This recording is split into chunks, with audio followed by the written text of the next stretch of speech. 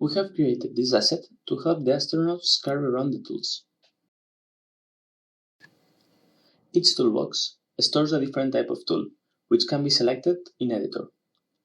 For now, we're showing the toolbox with the PGT, but in the documentation, we have stated how you can add a new type of tool.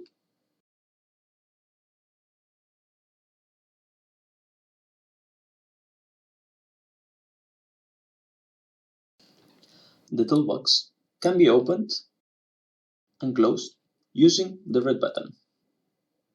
Once the toolbox is open, you will be able to take out or store any tool of that type.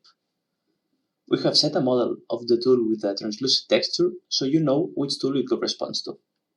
When the toolbox is closed, you can grab it by the handle and carry it around.